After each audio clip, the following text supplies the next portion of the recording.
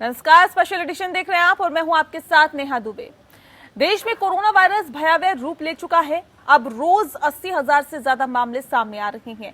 कुल मरीजों की संख्या 40 लाख से ज्यादा हो गई है। कोरोना से जान गंवाने वालों का आंकड़ा भी 70,000 के करीब पहुंच गया है। अस्पतालों में कोरोना के मरीजों का तो इलाज चल रहा है, लेकिन सामान्य बीमारियों से पीड़ित मरीजों की मुसीबतें लगातार बढ़ती जा रही है। ज्यादातर अस्पतालों में ओपीडी बंद कर दी गई है या फिर नाम मात्र के लिए ही चल रही है। कोरोना वायरस ने पहले से डगमगा रही अर्थव्यवस्था को और ज्यादा घुटनों पर ला दिया है। जीडीपी ग्रोथ में -23.9% की भारी गिरावट दर्ज की गई है। अर्थव्यवस्था में 40 साल में पहली बार इतनी बड़ी गिरावट आई है। कारखाने, फैक्ट्रियां बंद हो रही हैं, लोगों की नौकरियां जा रही है, बेरोजगारी अपने चरम पर है। इसका प्रमुख कारण कोरोना वायरस और उसके कारण लगाए गए देशव्यापी लॉकडाउन को बताया जा रहा है। सीमा पर चीन के साथ विवाद मुश्किलें बढ़ा रहा है। ऐसे में सरकार इन सभी चुनौतियों का कैसे सामना करेगी, ये एक बड़ा सवाल है। एक रिपोर्ट देखिए। देश में कोरोना के मामले लगातार तेजी से बढ़ रहे हैं। पिछले 3 दिनों से कोविड-19 के मामलों में एक दिन में 80,000 से ज्यादा मामले सामने आ रहे हैं। भारत में कोरोना के कुल मामले 40 लाख के पार चले गए हैं। मात्र 13 दिनों में कोविड-19 के मरीजों की संख्या 30 लाख से 40 लाख के पार हो गई है। अमेरिका और ब्राजील के बाद भारत तीसरा ऐसा देश है जहां कोरोना के मामले 40 लाख के पार पहुंच गए हैं। आंकड़ों के मुताबिक कोविड-19 मरीजों की संख्या 1 लाख तक पहुंचने में 110 दिन लगे थे, जबकि 1 लाख से 10 लाख पहुंचने में 59 दिन, 10 लाख से 20 लाख पहुंचने में 21 दिन और 20 लाख से 30 लाख मरीज होने में 16 दिन लगे। वहीं 30 लाख से 40 लाख मरीज पहुंचने में महज 13 दिन का वक्त लगा। राहत की बात यह है कि भारत में कोरोना से मृत्यु दर बाकी देशों की तुलना में कम है। 40 लाख कोरोना केसेस के साथ ही भारत में महामारी से अब तक 69,552 मरीजों की मौत हो चुकी है। 40 लाख मरीजों की संख्या के साथ अमेरिका में 1.4 लाख लोगों की मौत हो चुकी थी, जबकि ब्राजील में 1.2 लाख से ज्यादा लोग जान गंवा चुके थे। कोरोना वायरस ने पहले से डगमगा रही अर्थव्यवस्था को घुटना पर ला दिया है। जीडीपी ग्रोथ में -23.9% की भारी गिरावट दर्ज की गई है। अर्थव्यवस्था में 40 साल में पहली बार इतनी बड़ी गिरावट आई है। आंकड़ों में उपभोक्ता खर्च, निजी निवेश और आयात बुरी तरह से प्रभावित हुए हैं। व्यापार, होटल और ट्रांसपोर्ट जैसे क्षेत्र में 47% की भारी गिरावट आई है। एक समय देश का सबसे मजबूत रहा निर्माण उद्योग 39% तक सिकुड़ गया। सिर्फ कृषि क्षेत्र से ही अच्छी खबर आई। मॉनसून की अच्छी बारिश के कारण 3% से 3.4% के दर से विकसित हुआ है। 2025 तक अर्थव्यवस्था को $5 ट्रिलियन की इकोनॉमी बनाने का सपना पूरा होता नहीं दिख रहा है। विकास के बड़े इंजन, खपत, निजी निवेश या निर्यात ठप पड़े हैं। ऊपर से ये है कि सरकार के पास मंदी से बाहर निकलने और खर्च करने की बहुत क्षमता नहीं है। कारखाने, फैक्ट्रियां सब बंद पड़ी हैं। लोगों की नौकरियां जा रही है, बेरोजगारी चरम पर है। इसका प्रमुख कारण कोरोना वायरस और उसके कारण लगाए गए देशव्यापी लॉकडाउन को बताया जा रहा है। देखा जाए तो देश में बहुत लोग अनियमित रोजगार में लगे हुए हैं, जिसमें काम के लिए कोई लिखित करार नहीं होता और अक्सर ये लोग सरकार के दायरे से बाहर होते हैं। इसमें रिक्शा वाले, टेलर, दिहाड़ी मजदूर और किसान शामिल है। अर्थशास्त्री मानते हैं कि आधिकारिक आंकड़ों में अर्थव्यवस्था के इस हिस्से को नजरअंदाज किया जाता है। अगर इनको भी साथ में जोड़ा जाए तो पूरा नुकसान और भी ज्यादा हो सकता है। 2019 में भारत की जीडीपी 2,900 करोड़ की थी, जो अमेरिका, चीन, जापान और जर्मनी के बाद दुनिया की 5वीं सबसे बड़ी अर्थव्यवस्था थी। लेकिन अब कई अर्थशास्त्रियों का मानना है कि भारत की अर्थव्यवस्था 10% छोटी हो जाएगी। दरअसल भारत की अर्थव्यवस्था कोरोना वायरस की मार से पहले ही कमजोर हालत में थी और फिर दुनिया के सबसे बड़े लॉकडाउन में मैन्युफैक्चरिंग और कंस्ट्रक्शन जैसे उद्योगों पर बड़ा असर डाला और व्यावसायिक गतिविधियां तकरीबन ठप पड़ गई। अब देश में कोरोना के तेजी से बढ़ते मामले संक्रमण की तेज रफ्तार की ओर इशारा कर रहे हैं। विशेषज्ञ भी गणितीय मॉडल के आधार पर बढ़ोतरी पर चिंता व्यक्त कर रहे हैं। भारत में संक्रमण की रफ्तार सबसे ज्यादा प्रभावित अमेरिका और ब्राजील से भी ज्यादा हो गई है। देश में न तो कोरोना पर लगाम लग पा रही है और न ही अर्थव्यवस्था संभलती हुई नजर आ रही है। उधर चीन के साथ सीमा पर जारी विवाद मुश्किलें और बढ़ा रहा है। सरकार इन सभी चुनौतियों से कैसे निपटेगी, ये एक बड़ा सवाल है। Bureau report.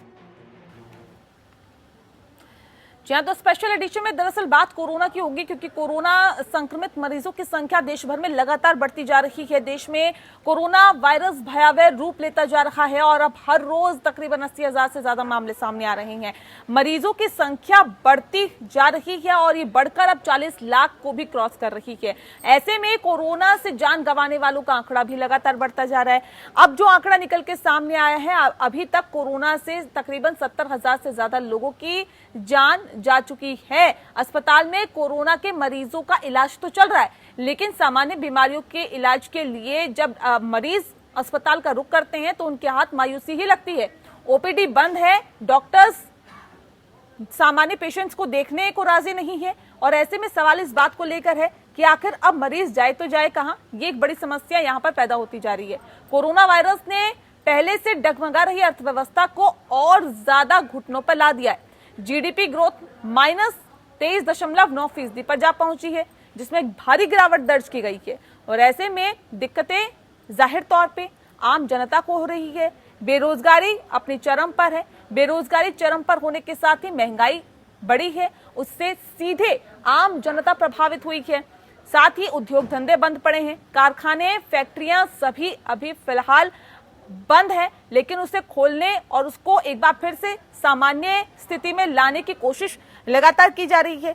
सरकार अपने स्तर पर काम कर रही है, कोरोना से निपटने के लिए डॉक्टर अपने स्तर पर काम कर रहे हैं, लेकिन ये दिक्कतें जो हैं वो लगातार बढ़ती जा रही है। न सिर्फ ये दो दिक्कतें हैं, बल्कि दिक्कत एक बॉर्डर की भी है। एलएसी पर तनावपूर्ण स्थिति बनी हुई है, उससे निपटने के लिए भी सरकार लगातार कोशिशें कर रही है। अब सवाल इस बात को लेकर है कि तमाम जो चुनौती सरकार के सामने हैं, इन चुनौतियों से कैसे पार पाया जाएगा, कैसे जो हालात हैं उनको सामान्य दिशा में लेकर जाया जाएगा, ये वाकई यहां देखने वाली बात होगी।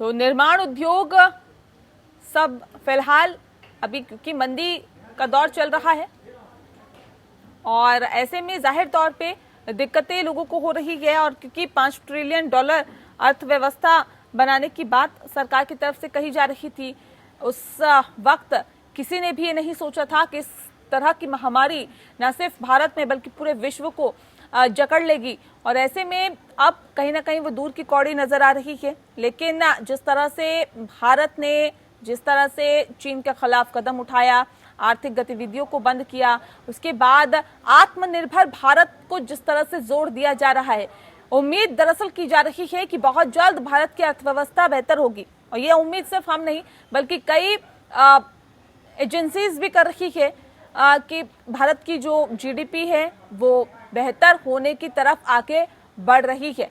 क्योंकि ये जो आंकड़ा निकल के सामने आया है, उस आंकड़े के मुताबिक तकरीबन 68 दिन, इस तिमाही में 68 दिन लॉकडाउन रहा, पूर्ण रूप से आर्थिक गतिविधियां बंद रही।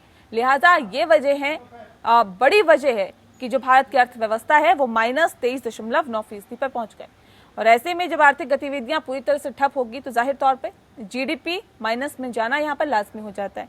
ऐसे में जब ये कहा जाए कि उम्मीद भी क्योंकि यही की जा रही थी कि पूरी तरह से क्योंकि आर्थिक गतिविधियां ठप थी तो जीडीपी डाउन जाएगी, लेकिन इंटरनेशनल लेवल पर अगर देखें, अंतर्राष्ट्रीय स्तर पर देखें तो तमाम और देश भी थे जिन्होंने पूर्ण रूप से लॉकडाउन लगाया, लेकिन फिर भी वहां जीडीपी इतनी ज्यादा खराब नहीं हुई, अर्थव्यवस्था इतनी ज्यादा खराब नहीं हुई जितनी भारत की। तो ऐसे में पहले नंबर पर भारत ही यहाँ पर देखा जा रहा है जिसकी अर्थव्यवस्था लॉकडाउन में इतनी खराब स्थिति में पहुंची।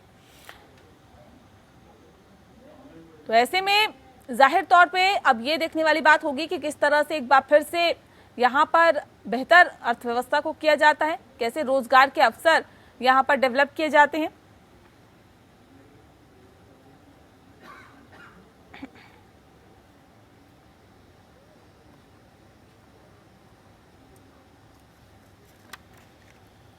तो जाहिर तौर पे कहा जा सकता है कि कोरोना के मद्देनजर जो हालात और जो स्थितियां हैं उससे निपटने की कोशिश की जा रही है।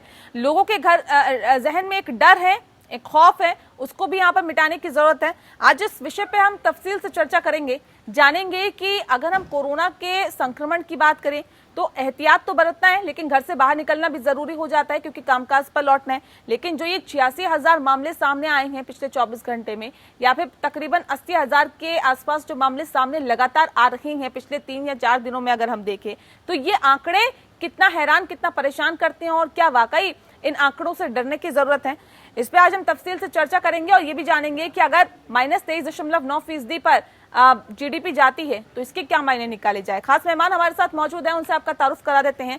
डॉक्टर अंशुमान कुमार जी हमारे साथ है, जो कि कैंसर विशेषज्ञ हैं। डॉक्टर अंशुमान, बहुत स्वागत है आपका। डॉक्टर नेहा गुप्ता जी हमारे साथ जुड़ गई हैं, जो कि ओबेसिटी एंड गायनी एक्सपर्ट है। बहुत स्वागत है डॉक्टर नेहा आपका। और साथ ही हमारे साथ प्रोफेसर एपी तिवारी जी जुड़ गए हैं, जो कि अर्थशास्त्री हैं। एपी तिवारी जी, बहुत स्वागत है आपका भी। सबसे पहला सवाल मेरा डॉक्टर अंशुमान जी आपसे है।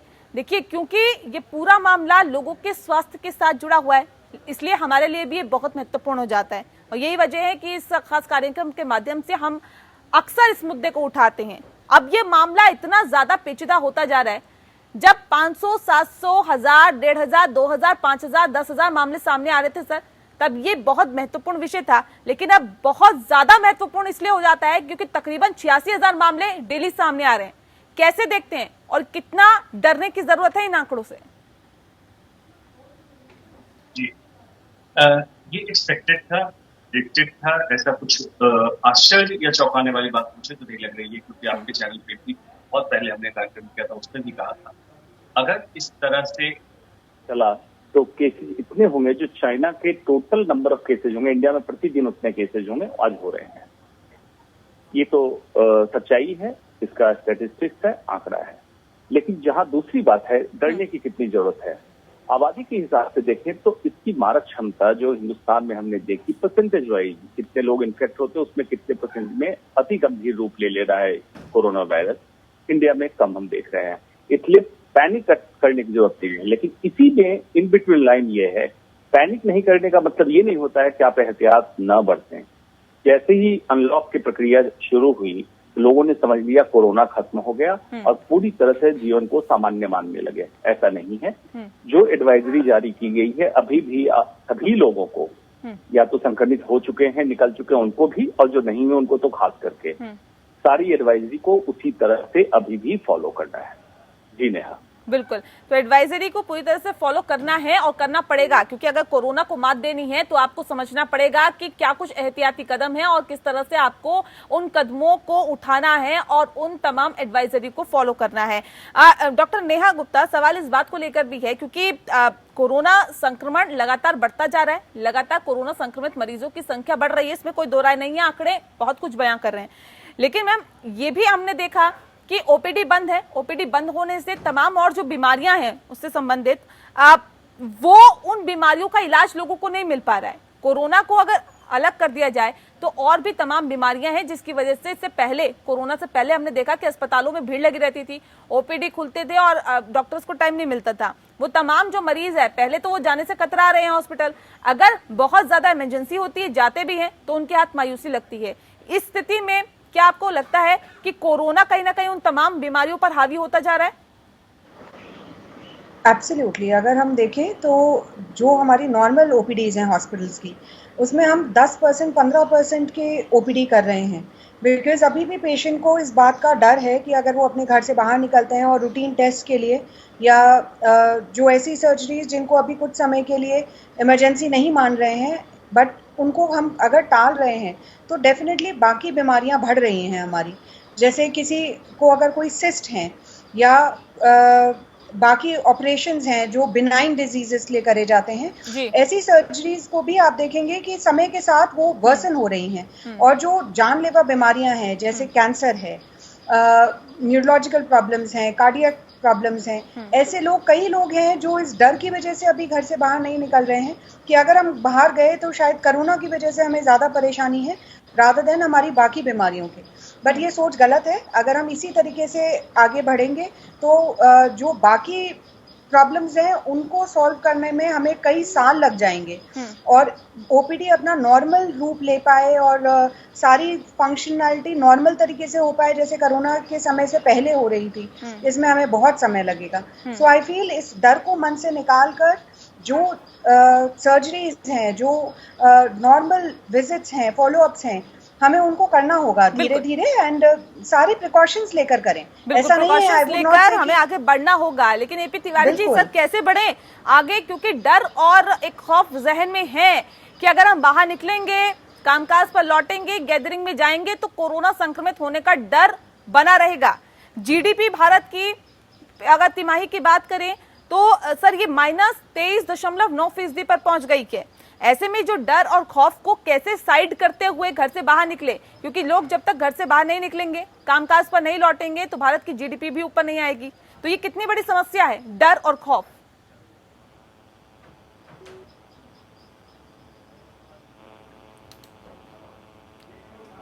तिवारी जी आवाज मिल पा रही है आपको? अच्छा, हेलो जी, हाँ, आवाज मिली थी जी। जी। जहाँ तक कुल मिलाकर जो जीडीपी में एक कहेंगे ऋणात्मक ग्रोथ दर्ज हो रही है और वो बहुत महत्वपूर्ण है, सिग्निफिकेंट है। जैसा आप रख रही 23.9% की, अगर देखा जाए बीते साल तो इसी तिमाही में ये 5.2% ग्रोथ रेट थी जीडीपी की। कुल मिलाकर अगर देखा जाए तो खेती ने संभाला पूरी अर्थव्यवस्था को। जो कृषि, वानिकी और मछली पालन का क्षेत्र है, इसकी ग्रोथ रेट 3.4% दर्ज हुई है, जबकि बीते साल के इसी तिमाही में ये 3% थी। अब कुल मिलाकर अगर देखा जाए तो कंस्ट्रक्शन में सबसे जबरदस्त गिरावट दर्ज हुई है। ये -50.3% ग्रोथ रेट रिकॉर्ड की गई इसकी। अब इसलिए मैं कह रहा हूँ कि चूंकि बात आ रही है कि बेरोजगारी बढ़ रही है, बेरोजगारी में वृद्धि हुई विशेष रूप में कोरोना के आघात के चलते जो लॉकडाउन लागू किया गया, आर्थिक गतिविधियों को चोट पहुंची, उसका परिणाम हुआ कि कंस्ट्रक्शन सेक्टर में सबसे ज्यादा -47.0% की ग्रोथ दर्ज हुई है। ये वो सेक्टर है निर्माण का क्षेत्र जिसे कहते हैं, जिसमें आय वृद्धि के सापेक्ष रोजगार के बढ़ने की ज्यादा संभावना होती है। ऐसे में देखने की बात है कि अगर बेरोजगारी बढ़ रही है, जीडीपी की ग्रोथ रेट घट रही है, तो क्या आर्थिक गतिविधियों को पूरी तरह से खोल दिया जाए? मैंने आपके सम्मानित चैनल पर पहले भी इस बात को रखा था कि जो मानव संपदा है, मानव जीवन है, मानव पूंजी जिसे कहते हैं, उसकी सुरक्षा एक प्रकार से प्रीरिक्विजिट है, एक पूर्व शर्त है किसी भी देश की आर्थिक तरक्की के लिए। इसलिए फूक कर कदम रखा जा रहा है और फूक कर कदम तो रखा जा रहा है, लेकिन सर सवाल इस बात को लेकर भी है ना कि पिछले 6 महीने से सर लोग घर पे बैठे हैं, कब तक घर से चलाएंगे? खर्चे वहीं के वहीं हैं। आखिर कैसे अपने घर को पाले, कैसे अपने परिवार को पाले, कैसे अपना पेट पाले, ये एक बड़ी समस्या उनके सामने है। और यही वजह है कि लोगों को मजबूरी में घर से बाहर निकलना पड़ता है। बात आज हम कर रहे हैं कोरोना पर। कोरोना संक्रमित मरीजों की संख्या किस कदर बढ़ रही है और ये कितनी खतरनाक है, और क्या वाकई इस बढ़ती संख्या से डरने की जरूरत है? खास मेहमान लगातार हमारे साथ मौजूद है, लेकिन एक सवाल इस बात को लेकर भी है, क्योंकि लोगों के जहन में एक डर, एक खौफ हो रहा है, वो एक बना हुआ है। जाहिर तौर पे उससे निपटने की जरूरत है, एक कॉन्फिडेंस लोगों के अंदर डेवलप करने की जरूरत है कि अगर वो एहतियात के साथ घर से बाहर निकलते हैं तो वो सुरक्षित रह सकते हैं। आप एहतियात बरतिए और घर से बाहर निकलिए, क्योंकि यही एक बहुत बड़ा कहीं ना कहीं कारण है, क्योंकि देश की अर्थव्यवस्था भी डगमगाई हुई है। जब तक लोग घर से बाहर नहीं निकलेंगे, अपने कामकाज पर नहीं लौटेंगे, तो देश की अर्थव्यवस्था का वापस बेहतर होना बड़ा मुश्किल है। लेकिन अंशुमन जी, सवाल इस बात को लेकर भी है, क्योंकि पूरे विश्व में अगर हम देखें तो 170 से ज्यादा वैक्सीन पर काम हो रहा है, 30 से ज्यादा जो वैक्सीन है अब ह्यूमन ट्रायल के अंतिम दौर पर है। तो क्या आपको लगता है कब तक सर ये उम्मीद जताई जा सकती है कि वैक्सीन जो है वो बनकर तैयार हो जाएगी, या फिर ये जो 30 वैक्सीन ह्यूमन ट्रायल के अंतिम दौर में है, तो क्या आपको लगता है कि क्या उम्मीद करें कि दिवाली से पहले ये वैक्सीन आ सकती है, या फिर लोगों को कहीं ना कहीं से एक राहत महसूस हो सकती है? जी नेहा, आपने बहुत अहम सवाल उठाया है, लेकिन एक डॉक्टर या साइंटिस्ट के लिए इसका जवाब देना बहुत कठिन है। कारण बताता हूँ। जैसे वैक्सीन का रिसर्च जिस तरह से होता है, वो किसी तिथि तारीख को देख के वैक्सीन लॉन्च नहीं की जा सकती है। जैसे आपने देखा हुआ अतीत में अनाउंसमेंट के तहत क्या कहा गया था, 15 अगस्त को वैक्सीन लॉन्च है, उसी तरह से दिवाली की बात करिए। आज तक मेडिकल हिस्ट्री में जो सबसे जल्दी वैक्सीन डिस्कवर करके मार्केट में लाई गई थी, मम्स जिसको कहते हैं पैरोटिड की स्वेलिंग को, मम्स का वैक्सीन 4 साल लगे थे। इस पे पूरे विश्व के साइंटिस्ट बहुत तेजी से काम कर रहे हैं। 2 समस्याएं महसूस की जा रही है साइंटिस्ट को इसके वैक्सीन डेवलप करने की। एक, आरएनए वायरस होने के कारण, इसमें म्यूटेशन होने के कारण पॉसिबिलिटी जो हो रही है वैक्सीन फेल हो रहा है बार बार। दूसरा, जो इन्फेक्शन जिनको हो गया है उन मरीजों में देखा गया, इन्फेक्शन के बाद एंटीबॉडी 2 से 3 महीने या मैक्सिमम 4 महीने के बाद उसका लेवल नीचे उतरने लगा। जब ऐसी स्थिति होती है तो आपने वैक्सीन दिया, एंटीबॉडी बना, 4 महीने बाद अगर एंटीबॉडी डाउन हो जाता है तो वैक्सीन कारगर नहीं होती है। एटलीस्ट वैक्सीन को हम मानते हैं 1 साल 2 साल के लिए कारगर हो। ये 2 समस्या बड़ी कठिन समस्या इसमें आ रही। तीसरी जो चीज होती है वैक्सीन में देखने की, एडवर्स रिएक्शन। अगर वैक्सीन दें और किसी को कोरोना हो जाए और स्थिति गंभीर हो जाए तो इसको ट्रायल में लिया। इन ट्रायल को करते हुए 1-2 कंपनी ऐसी हैं, बॉडी के अंदर एक सेल होता है टी सेल, उसमें इम्प्रेग्नेट करके ये कोशिश कर रहे हैं कि अगर ये सस्टेनेबल इम्यूनिटी हम अचीव कर लें तो भी वैक्सीन आने में अभी कम से कम जो साइंटिस्ट का मानना है 6-8 महीने ज्यादा लगेंगे।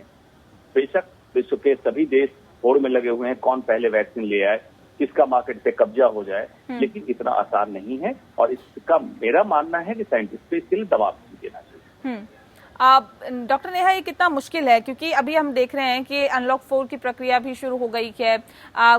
काफी हद तक अब चीजों को खोल दिया गया है। जाहिर तौर पे ये कहा जा सकता है अभी 7 सितंबर से जब मेट्रो भी शुरू हो जाएगी तो जो हालात हैं वो कुछ इस कदर होंगे कि लोग घरों से बाहर निकलेंगे, एक जगह से दूसरी जगह जाएंगे, हर तरफ गैदरिंग बढ़ेगी। लेकिन ऐसे में सवाल इस बात को लेकर है कि इन सब से पार पाने के लिए वैक्सीन बहुत जरूरी है।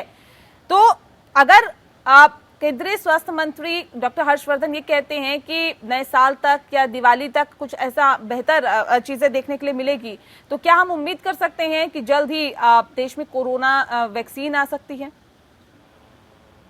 जैसे डॉक्टर अंशुमन ने कहा, वैक्सीन आने के लिए we have to see multiple parameters. ये देखना कि वैक्सीन एफिकेशियस है, मतलब इतनी एंटीबॉडी बना पा रही है कि उससे हम 4 महीने नहीं, साल भर या 2 साल तक इम्यूनिटी हमारी बॉडी में रहे, उसके साइड इफेक्ट्स ना हो और इजीली अवेलेबल हो, एफिकेशियस हो।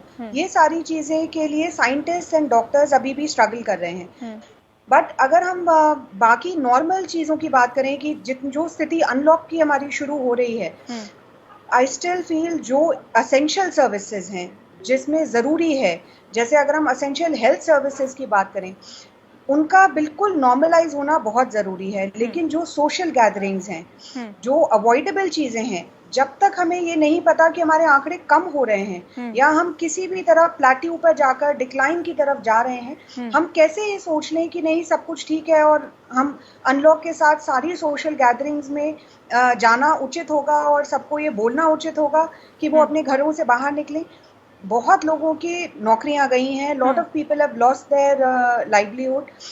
ऐसे में प्रॉब्लम्स हो रही हैं, लोगों को अपने घर चलाने में प्रॉब्लम हो रही है। तो वही लोग जिनको ज़रूरी है जाना, काम पर जाना ज़रूरी है, अपना घर चलाना ज़रूरी है, जिनका काम वर्क फ्रॉम होम से नहीं हो सकता, डेफिनेटली हम उनको रोक नहीं सकते। हम ये नहीं कह सकते कि आप वेट करिए वैक्सीन आएगी तभी आप बाहर निकलें।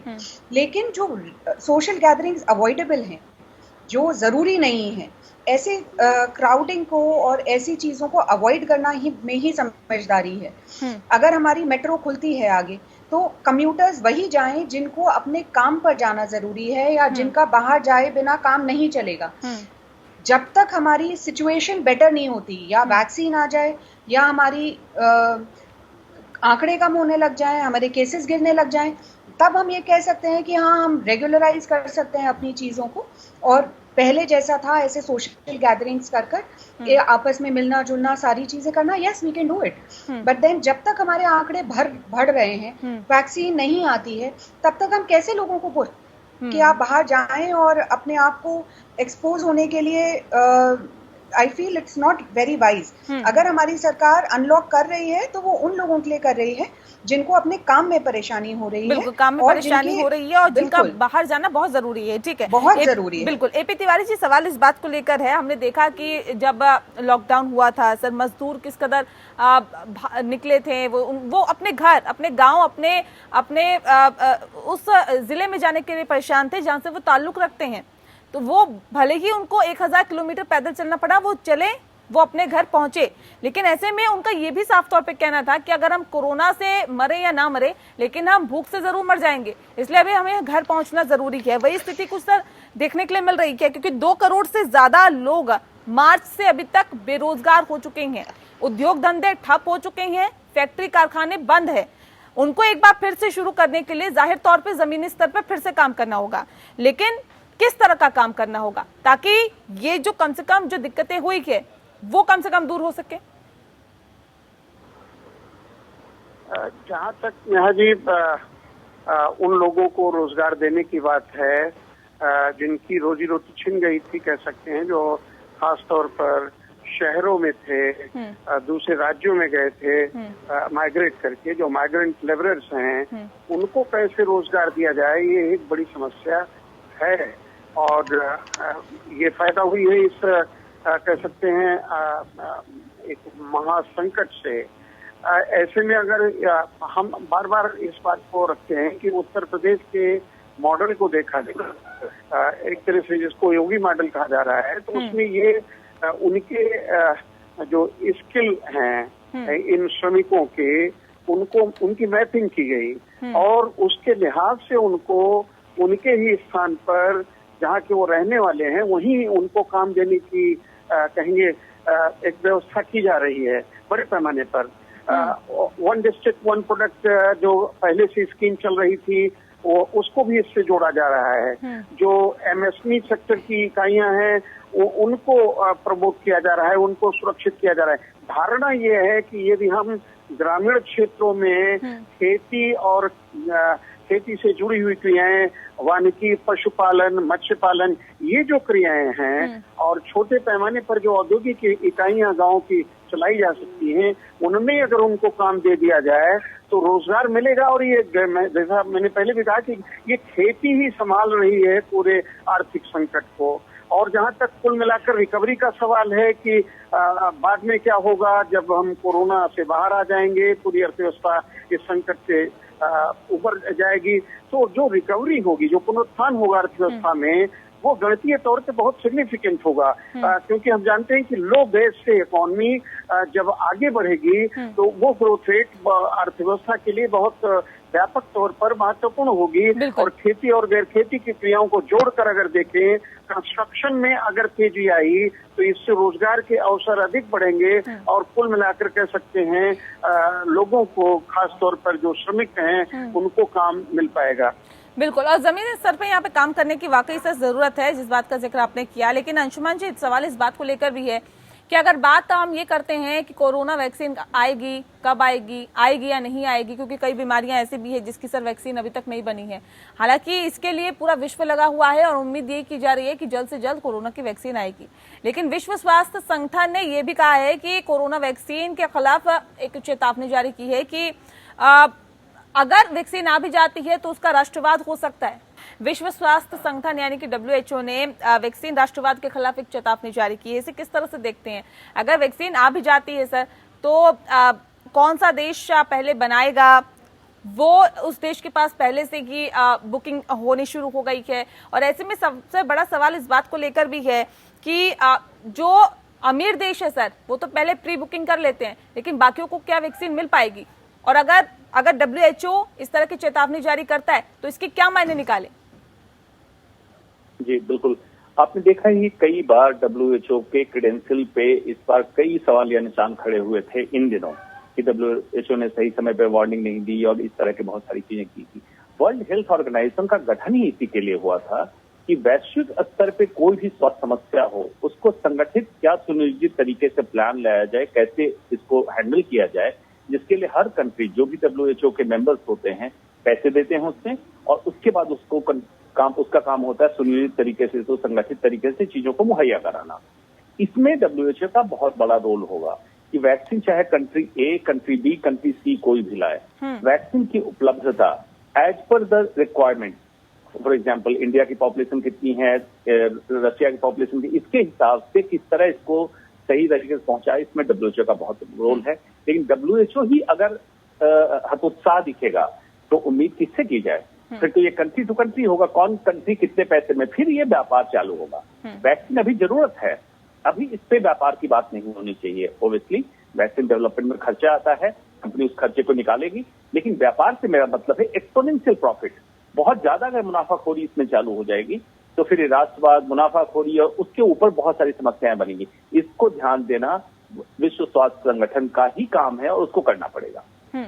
बिल्कुल डॉक्टर नेहा, क्योंकि सामाजिक, धार्मिक, अंत्येष्टि, राजनीतिक कार्यक्रम में अब तकरीबन 100 लोग जुट सकते हैं। ऐसे में मैम अगर आप गैदरिंग में जाते हैं, जाहिर तौर पे संक्रमण फैलने का खतरा रहता है। वैक्सीन अभी तक आई नहीं है, वैक्सीन का इंतजार किया जा रहा है, हालांकि अंतिम दौर में है ट्रायल के, लेकिन सवाल इस बात को लेकर है कि अगर इस तरह के कार्यक्रम में जाए तो क्या कुछ एहतियात बरतें ताकि कम से कम कोरोना संक्रमण से दूर रह सके? नेहा जी, हम बार बार सबको ये समझाना चाहते हैं कि जो गवर्नमेंट ने एडवाइजरी जारी करी है, जिसमें लोगों को बोला जा रहा है कि उनका नाक और मुंह दोनों मास्क से कवर होना चाहिए। किसी भी समय अगर वो किसी गैदरिंग में जाते हैं तो आपस में दूरी बनाकर रखें, 6 मीटर की दूरी ज़्यादा एडवाइजेबल है। और खांसते वक्त, छींकते वक्त लोगों से दूर रहें या अपनी कोनी में छींकने की या खांसने की कोशिश करें। बार बार हैंड सैनिटाइज करें, बार बार हाथ को साबुन से धोएं, जिससे कि आपको बाकी चीज़ों से छूने से संक्रमण ना हो।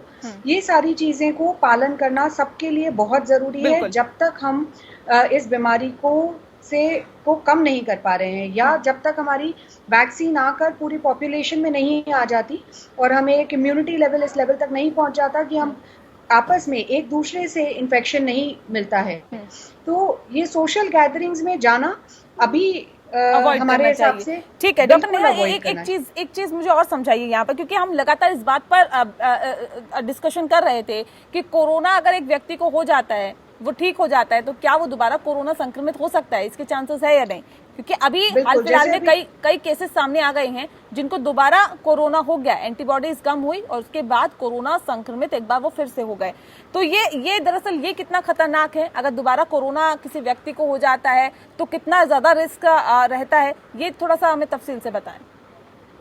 जब हमें कोरोना वायरस का इन्फेक्शन या संक्रमण होता है तो उसके बाद वायरस की वजह से बॉडी में एंटीबॉडीज प्रोड्यूस होती हैं, जो कि हमारे शरीर में 3 से 4 हफ्ते के बाद स्पाइक करती हैं और वो 3 से 4 महीने तक रहती हैं, और 3 महीने 4 महीने के बाद हम देखते हैं कि उसमें डिक्लाइन हो जाता है और हमारा रिस्क नॉर्मल पॉपुलेशन जितना बढ़ जाता है। तो ऐसा कहना बिल्कुल व्यर्थ है कि अगर हमें कोरोना हो चुका है तो आगे हमें दोबारा कोरोना होने का रिस्क नहीं है।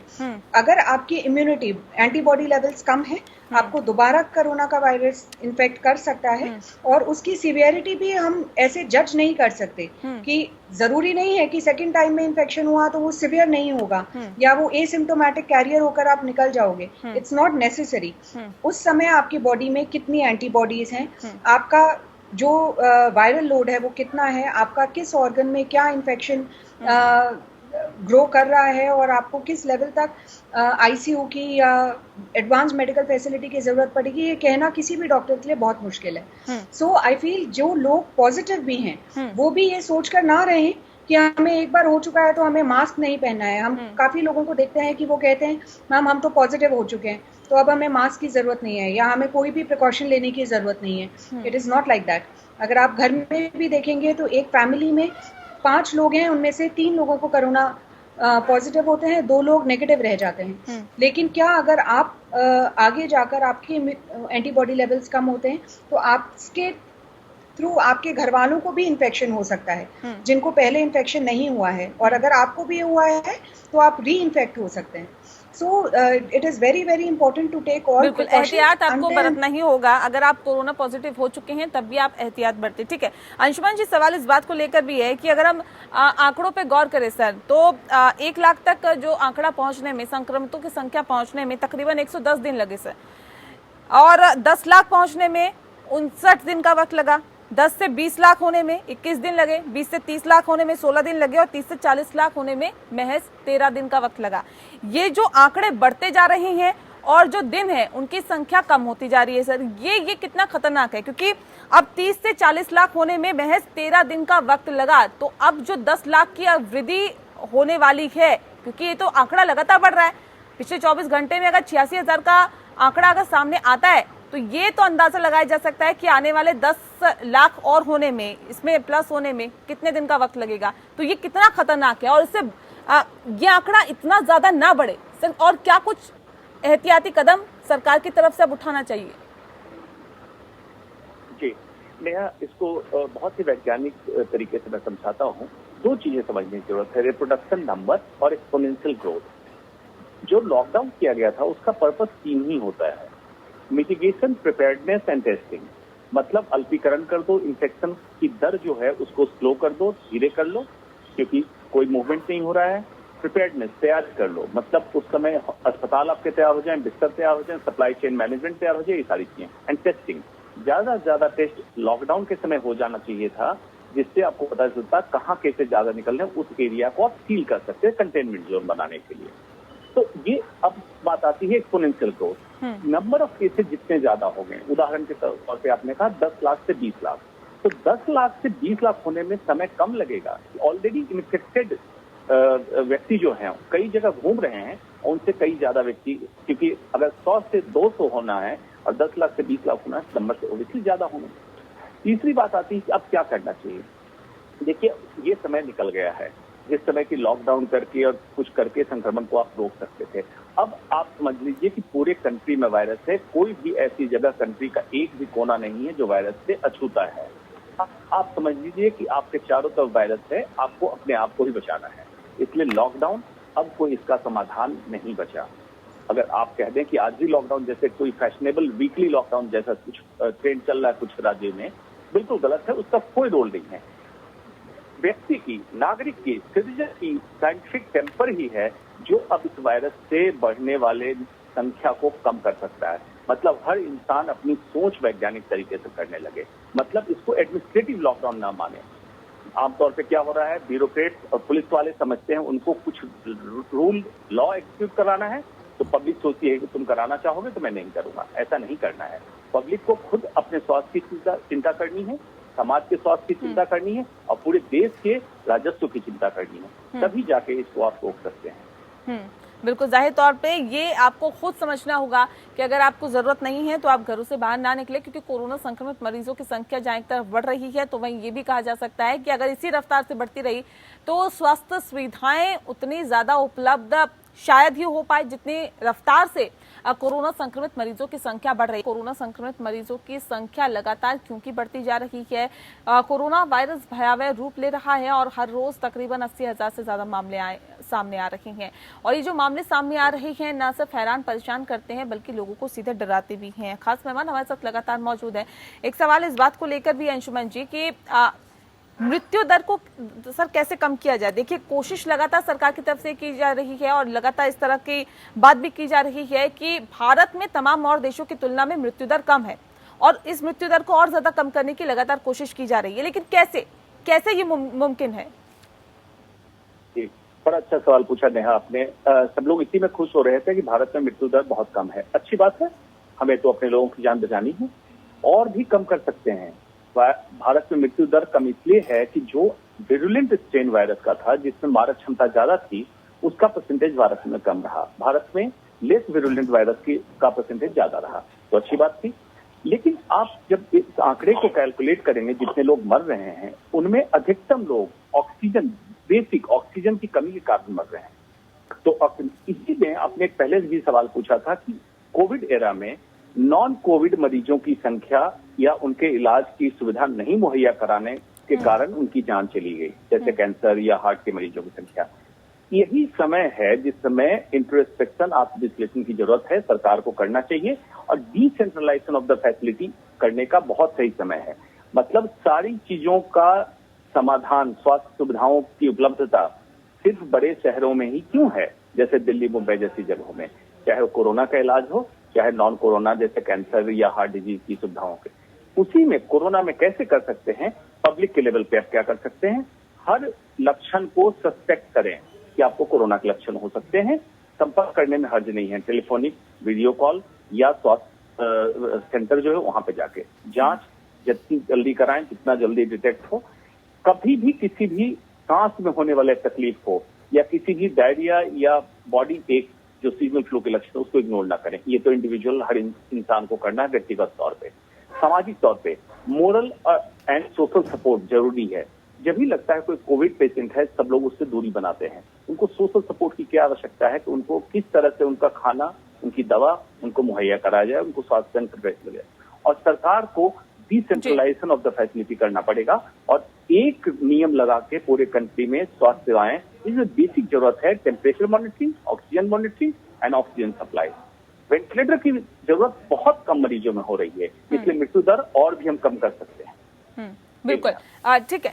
एक सवाल इस बात को लेकर भी है यहाँ पे, एपी तिवारी जी, सवाल इस बात को लेकर है क्योंकि भारत की अर्थव्यवस्था की अगर हम बात करें, जाहिर तौर पे बहुत पहले की भी अगर हम बात करें, कोरोना वायरस के दस्तक देने से पहले भी बहुत बेहतर नहीं थी, लेकिन अब तो और ज्यादा शर्मराई हुई है, या यूं कहें कि अगर -23.9% पर जाती है तो ये भी अपने आप में कई सवाल खड़े करती है। ये दरअसल एक बार फिर से अर्थव्यवस्था को बेहतर करना अभी सरकार के सामने कितनी बड़ी चुनौती है, और आत्मनिर्भर भारत को जिस तरह से बल दिया जा रहा है, चीन के सामान पर जिस तरह से प्रतिबंध लगाया जा रहा है, ये अर्थव्यवस्था को बेहतर करने में कितना मददगार साबित होता हुआ दिखाई दे रहा है आपको? देखिए अभी जहाँ तक अर्थव्यवस्था को तेजी देने का सवाल है, मैं समझता हूँ कि मौजूदा दौर में जो आवश्यकता है वो इस बात की है कि जैसे निर्माण का क्षेत्र है, व्यापार है, होटल और उड्डयन का क्षेत्र है, इसको खास तौर पे तेजी देनी होगी। साथ ही साथ जरूरत इस बात की होगी कि जो सेवाओं का क्षेत्र है, जिसका योगदान जीडीपी में लगभग 58% बैठता है, उसको किस तरह पटरी पर लाया जाए और इस सब को कहेंगे दुरुस्त करने के लिए, इनमें सुधार पैदा करने के लिए जरूरत इस बात की होगी कि एक और भारतीय रिजर्व बैंक की जो ब्याज दर की नीति है उसको दोबारा इस तरह रखा जाए कि ब्याज दर भारतीय रिजर्व बैंक घटाए। कीमतों के बढ़ने की आशंका से अगर ब्याज दर को आरबीआई नहीं घटा रहा है तो मैं समझता हूँ मौजूदा दौर में उचित नहीं है, क्योंकि रिकवरी के लिए जरूरत होगी कि ब्याज की दरें घटे, लोन सस्ता मिले जो आर्थिक कारोबार करने वाले लोग हैं उनको।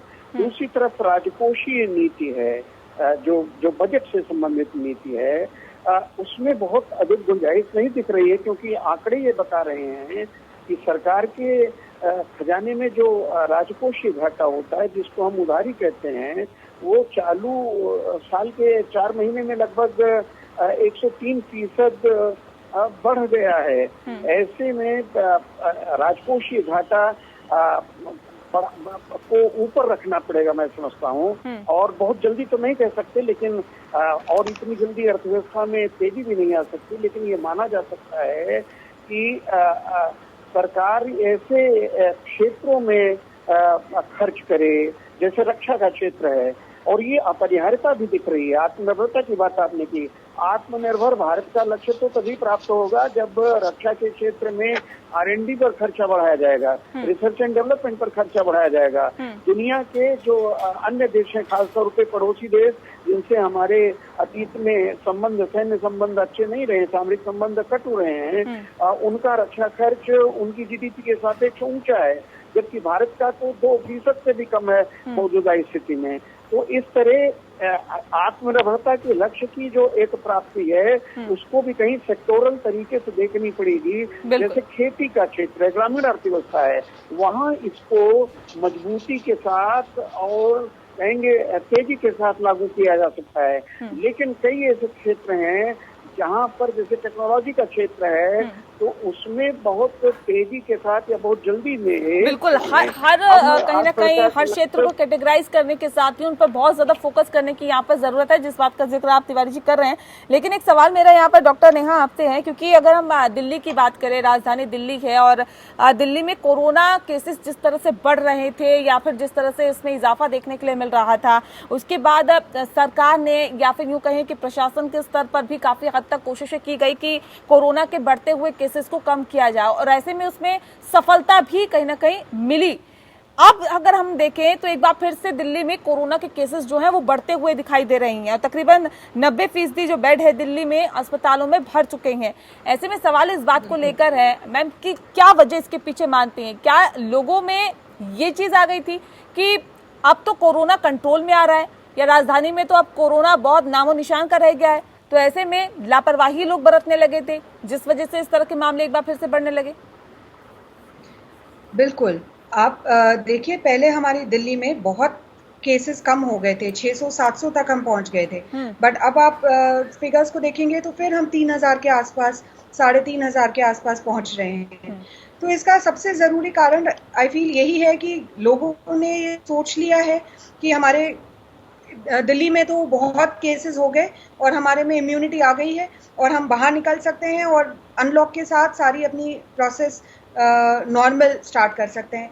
सेकेंडली, जो बाहर की एडजॉइनिंग स्टेट्स हैं वहाँ से भी लोगों का मूवमेंट स्टार्ट हो गया है, बहुत लोग काम पर वापस आ गए हैं और इतने मूवमेंट की वजह से भी आई फील लोगों में क्रॉस इन्फेक्शन होने के चांसेस बढ़ गए हैं जी। और प्रिकॉशंस लोग नहीं ले रहे हैं। You see so many people, आप देखिए कि इतने लोग हैं जो मास्क के नाम पर खाली मास्क लेकर चल रहे हैं लेकिन उनकी नाक कभी मास्क से नहीं ढकी होगी, उनका मास्क हमेशा नाक के नीचे होगा।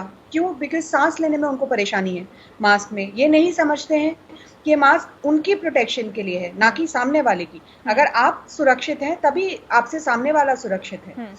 बिल्कुल, लापरवाही जो बढ़ती जा रही है, जाहिर तौर पे यही वजह है कि जो आंकड़े लगातार बढ़ते जा रहे हैं। लेकिन एक सवाल का जवाब मुझे अंशुमन जी आप दे दीजिए, क्योंकि जो मामले तो लगातार बढ़ते जा रहे हैं लेकिन टेस्टिंग जिस तरह से बढ़ाई गई है सरकार की तरफ से, आपको याद होगा कि जब कोरोना ने दस्तक दी थी भारत में तो सिर्फ एक लैब में टेस्टिंग हो पा रही थी और उसके लिए इंतजार करना पड़ता था और ये पता नहीं होता था कि ये शख्स कोरोना पॉजिटिव है या नहीं। 2 या 3 दिन बाद जब रिपोर्ट आती थी तब पता चलता था। लेकिन अब जिस तरह से इसमें बढ़ोतरी की गई है, ये सरकार अपने लेवल पे जिस तरह से काम कर रही है, क्या वाकई आपको इस स्तर पे आकर, क्योंकि अभी तकरीबन 10 लाख से 12 लाख टेस्टिंग रोजाना हो रही है, क्या टेस्टिंग को और ज्यादा बढ़ाने की जरूरत है क्या कोरोना पर नकेल कसने के लिए?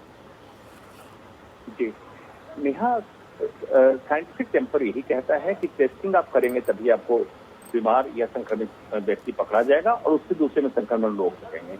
ये टेस्टिंग बहुत पहले बढ़नी चाहिए थी, लॉकडाउन 1 में ही मैक्सिमम टेस्टिंग होनी चाहिए थी, नहीं हुआ जिसके कारण केसेस बढ़े। अभी भी टेस्टिंग जो बढ़ाए जा रहे हैं, आमतौर पे हम देखते हैं कम से कम 2 to 2.5% ऑफ द पॉपुलेशन हम टेस्ट करते हैं, तब कहते हैं स्क्रीन करते हैं। उसमें सिर्फ सिम्टोमेटिक, मतलब जिसमें लक्षण है उसी को टेस्ट नहीं करना है। आप स्क्रीनिंग, रैंडम स्क्रीनिंग एक चीज होती है जो यूएस में बहुत अच्छा किया था उन्होंने। एक कम्युनिटी बेस्ड फेसबुक से कुछ लोगों को सिलेक्ट किया था कि रैंडमली चेक करो जो लोग बाहर नहीं निकल रहे उनमें कितने % में संक्रमण है। उनमें भी देखा गया 4.8% में संक्रमण पाया गया। तो उसको रैंडम स्क्रीनिंग इसलिए करना जरूरी है, आपको पता चलता है इंडिया में 80 to 84% एसिम्प्टोमेटिक पेशेंट है, मतलब जिनको कोई लक्षण नहीं है लेकिन कोरोना वायरस लेके घूम रहे हैं और स्प्रेड कर रहे हैं। और कुछ लोग सुपर स्प्रेडर हैं। सुपर स्प्रेडर का मतलब है जिनमें वायरस लोड बहुत ज्यादा है और एक व्यक्ति से लगभग 6.8 मतलब लगभग 7 व्यक्ति संक्रमित हो रहा है। तो ऐसे लोगों को तभी आप पकड़ पाएंगे जब टेस्टिंग बढ़ाएंगे। और टेस्टिंग बढ़ाना किसी भी सरकार की नाकामयाबी नहीं मानी जाती है।